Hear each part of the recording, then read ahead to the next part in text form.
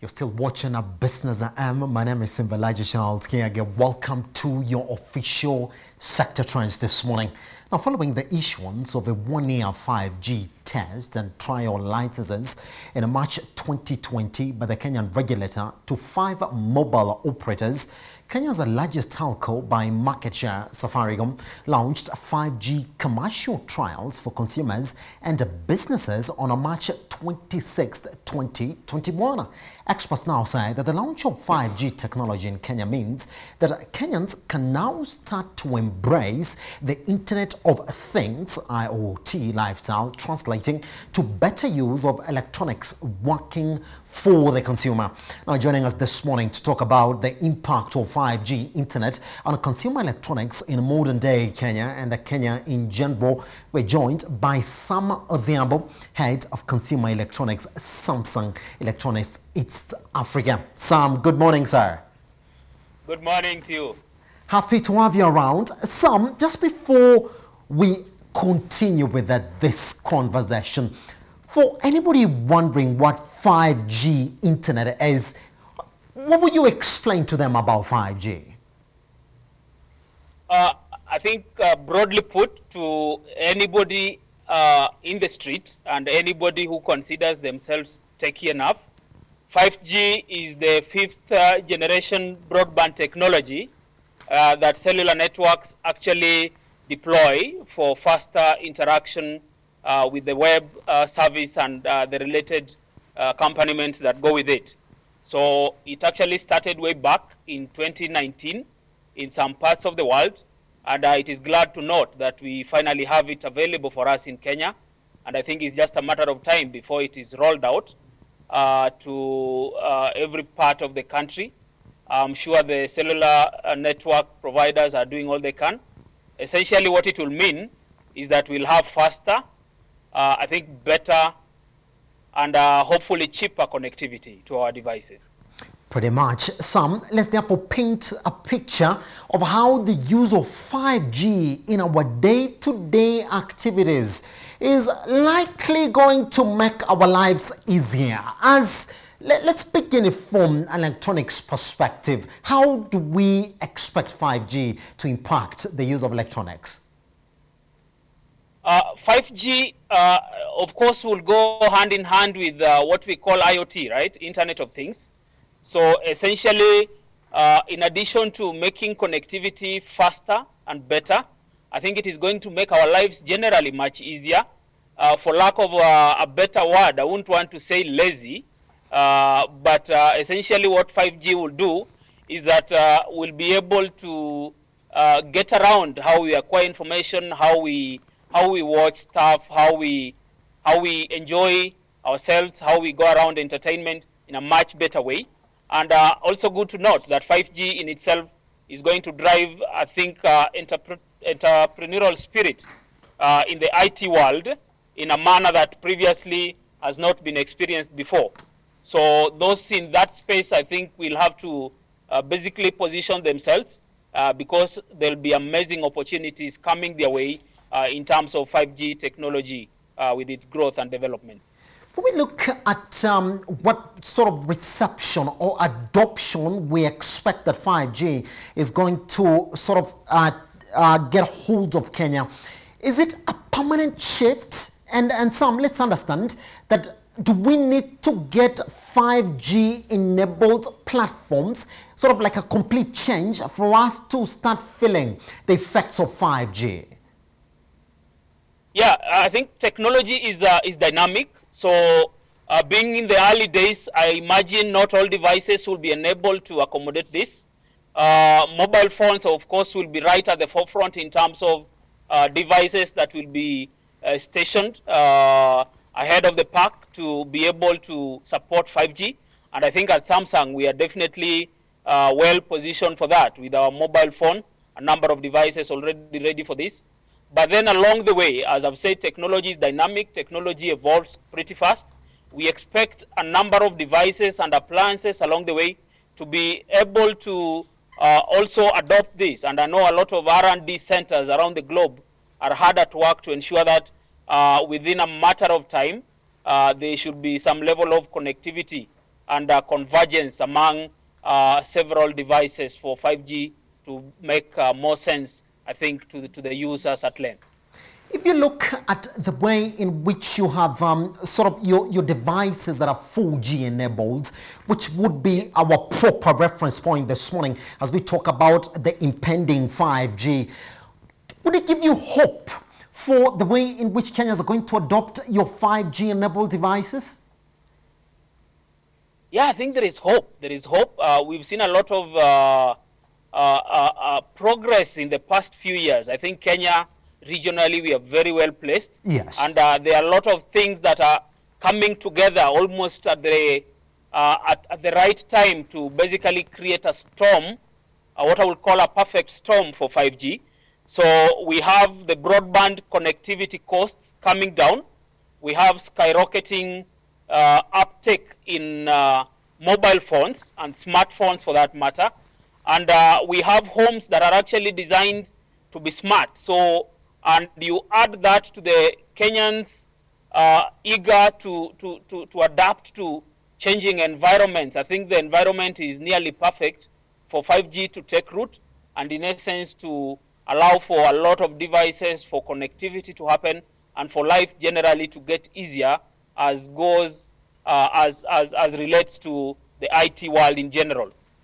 Sam, I like how you say there's hope. But let's address the elephant in the room, Sam, is that 5G Yes. is still an expensive technology, and even the devices that are 5G enabled, even right now as we talk about them, are quite expensive, Sam. So for Samsung, from what you said this morning, is it going to be from the retail market first before we actually get to go to the consumer market? Are you sort of looking into partnerships, especially probably with companies and other bigger companies as your entry point for 5G in the Kenyan market as opposed to the direct consumer? I think both will go together. The channel partners and our companies that support us in doing business in this country, as Samsung, are more or less going to have these products along with our consumers at the same time. Because yes, the companies and the telcos, for example, Safaricom in this case, happens to be a key Samsung partner, and them receiving the 5G enabled mobile phone and other devices from Samsung, essentially for them is just like a conduit. So basically just passing it across to the end user, and with the availability of channels supported by Samsung across the country, I think it won't be fair to say that these partners will receive the products ahead of the consumers.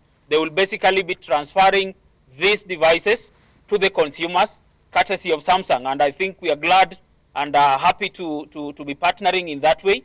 We are all ready to roll out the devices that are 5G enabled. We already have a few available in the market, and I think in the coming months, in the coming years, you should expect a lot more from us as Samsung. And then, of course, the general market will be properly and suitably supplied, again, based on somebody's own budget, based on a high spender, low spender, or mid-segment guy. There should be a device that definitely fits each and every one of us. Yes, and I looked at Safaricom's plan when they announced their plans to roll out 5G, and you actually did see the areas that they had marked for this rollout. I saw Kisii included, I saw Nairobi included, Mombasa, Kisumu. Do those areas also support segments where you say that your market is also strong in these areas where Safaricom is targeting?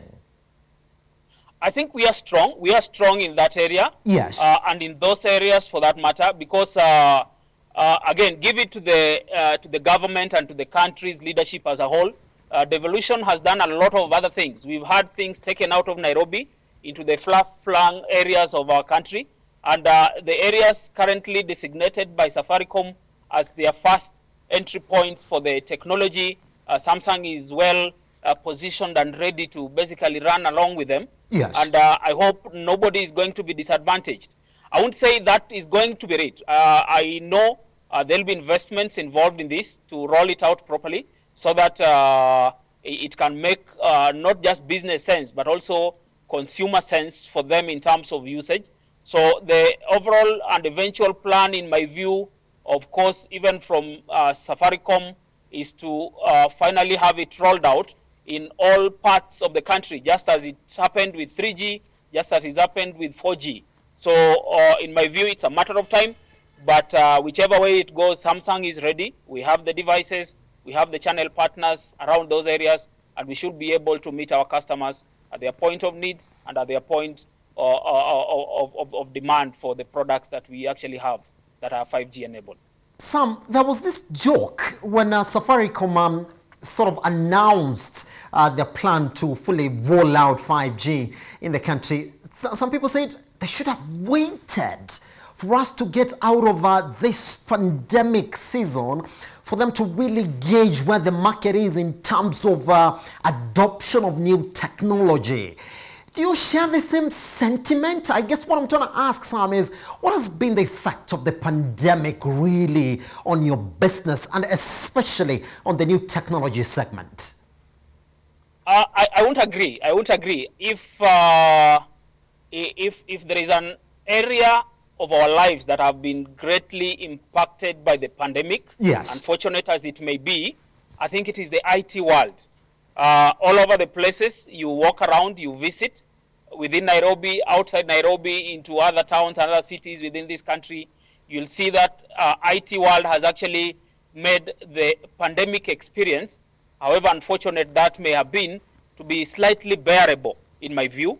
So with the rollout of new technologies like 5G being one of them, I think it is really not a matter of being insensitive or not being mindful of what we are going through as a country or even as a globe in terms of overcoming this challenge, but it is an attempt at making our lives better.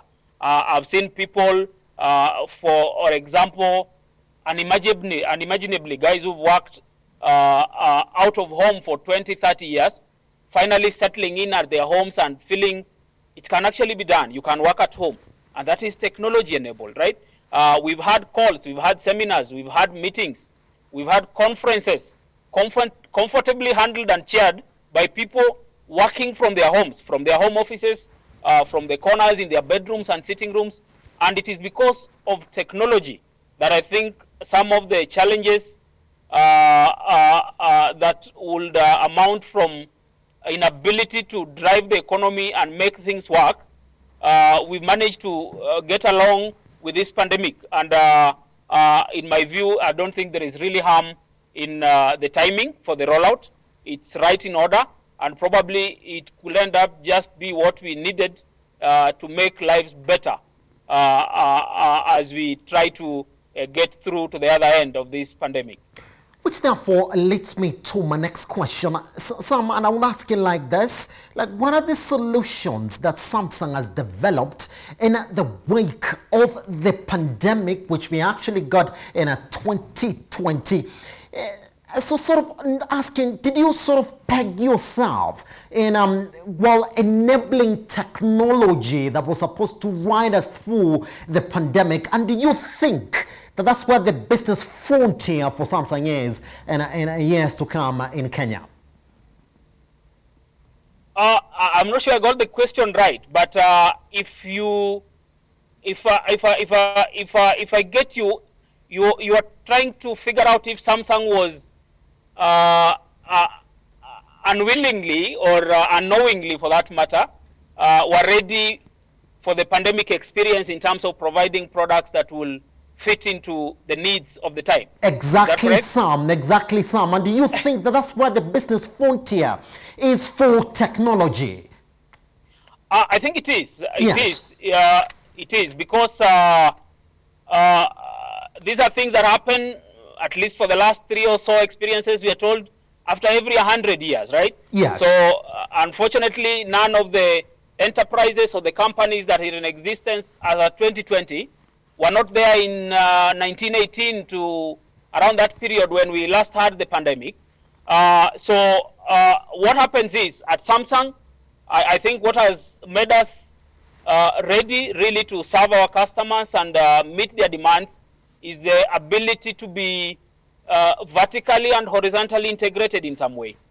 We didn't, of course, expect this will happen, but it just found us in a position where we could comfortably deliver to our end users a product that suits their needs, right? Right across. So from mobile phones, 4G, 3G, name it, and now 5G, readily available. It means faster, better connectivity, access to information, entertainment, educational content, and all that. With our TVs, again, with the connectivity, Wi-Fi enabled capacities, you are able to still do that. Have your educational content provided, have your broadcasting, sports, and all that sort of stuff readily met. With our appliances range, washing machines, name it, and Samsung refrigerators, we've managed to really meet the consumer where it mattered most in terms of readiness for any eventuality.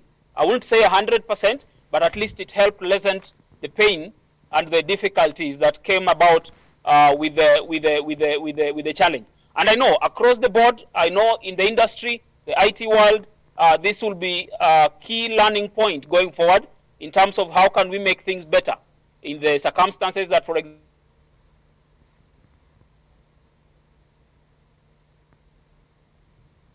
able to travel, can things still work?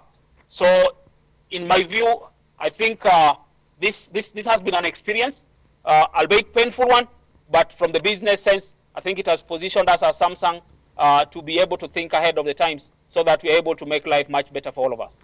Pretty much, Sam, as we come to the end of this conversation, talk to me, as the COVID-19 pandemic sort of slashed the gap that we kept on talking about within the East African market and the rest of the world, would you say that it is that the COVID-19 pandemic has helped us slash that gap?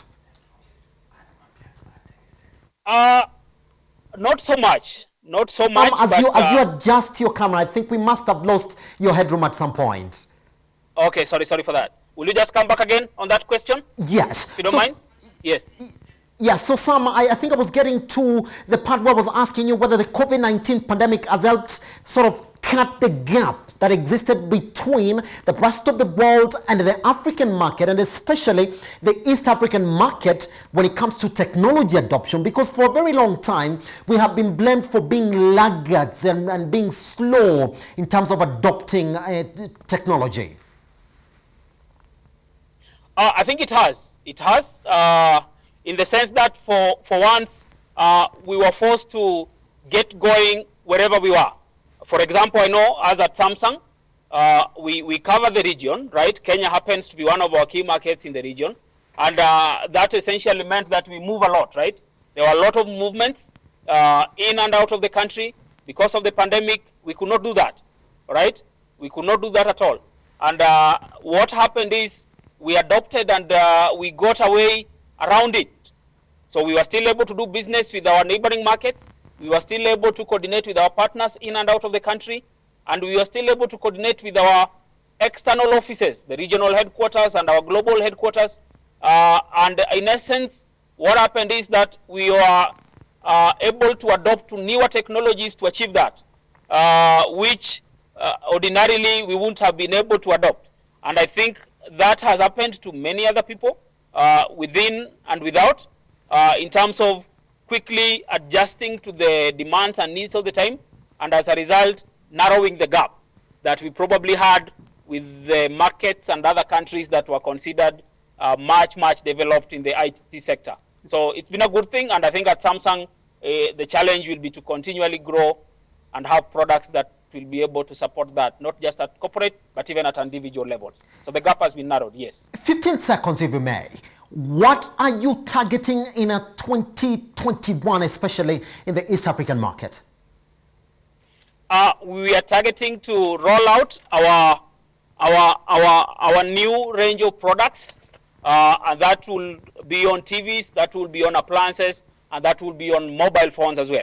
So customers should be able to stay alert, look out for the best. We'll make them readily available, bigger range, bigger price margins, and of course value for money. So we want to work with you, and we look forward to it. Pretty much. Sam Odhiambo, head of Head of Consumer Electronics, Samsung Electronics East Africa. Thank you very much, sir, for taking your time to speak to us here at a Metropole Business AM. Thank you so much. Appreciate it. And on that, we take a short break.